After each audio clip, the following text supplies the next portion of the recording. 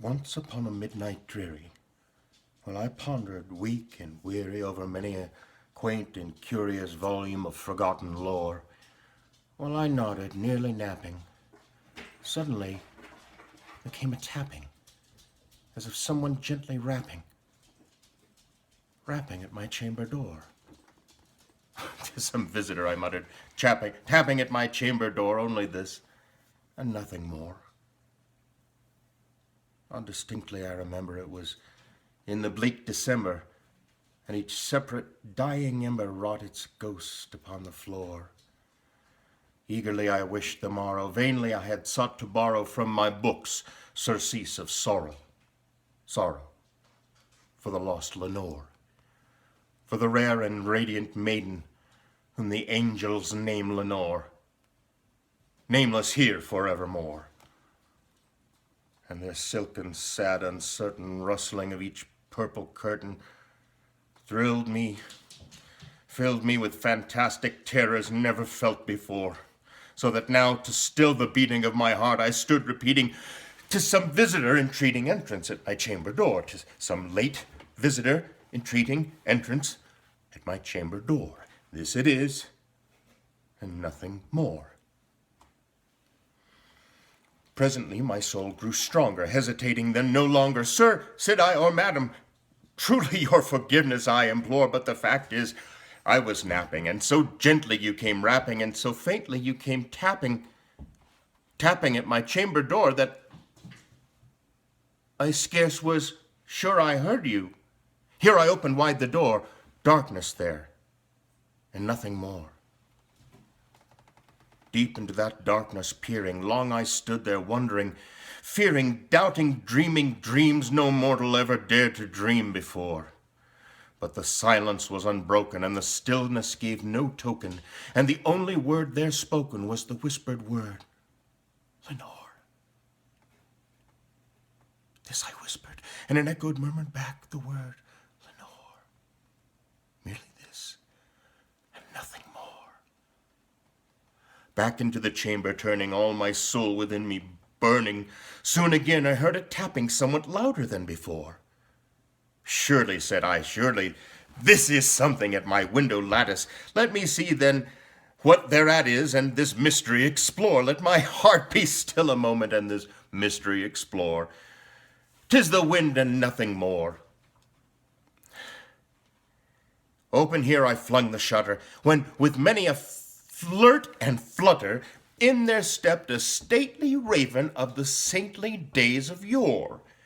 Not the least obeisance made he, not a minute stopped or stayed he, but with mien of lord or lady perched above my chamber door, perched upon a bust of Pallas, just above my chamber door, perched and sat, and nothing more. Then this ebony bird beguiling my sad fancy into smiling, by the grave and stern decorum of the countenance it wore. "Though thy crest be shorn and shaven, thou," I said, "art sure no craven, ghastly grim and ancient raven wandering from the nightly shore. Tell me what thy lordly name is on the night's Plutonian shore." Quoth the raven, "Nevermore."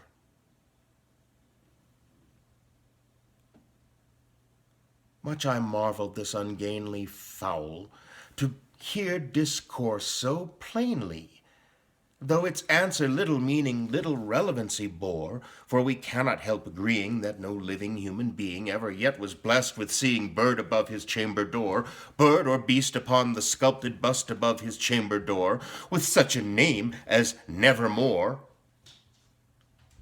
But the raven, sitting lonely on the placid bust, spoke only that one word, as if his soul in that one word he did outpour.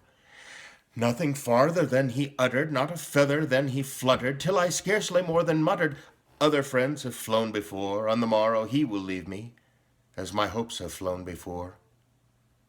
Then the bird said, "Nevermore."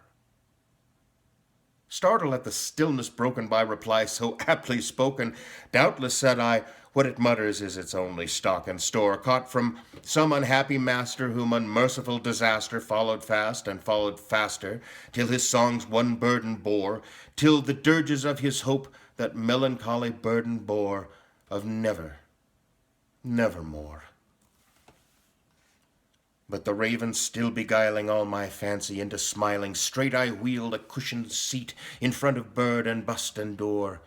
Then upon the velvet sinking I betook myself to linking fancy unto fancy, thinking what this ominous bird of yore, what this grim, ungainly, ghastly, gaunt, and ominous bird of yore meant in croaking nevermore. Thus I sat, engaged in guessing, but no syllable expressing, to the fowl whose fiery eyes now burned into my bosom's core. This and more I sat divining, with my head at ease reclining on the cushion's velvet lining that the lamplight gloated o'er, but whose velvet violet lining with the lamplight gloating o'er she shall press, nevermore. Then methought the air grew denser, perfumed from an unseen censer, swung by seraphim whose footfalls tinkled on the tufted floor. Wretch, I cried, thy God hath lent thee, by these angels he hath sent thee respite, respite and nepenthe from thy memories of Lenore. Quaff, oh quaff this kind nepenthe, and forget this lost Lenore. Quoth the raven, nevermore.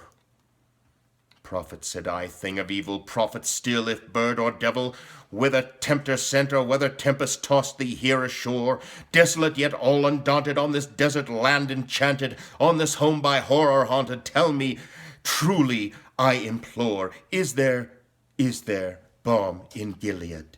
Tell me, I implore. Quoth the raven, nevermore.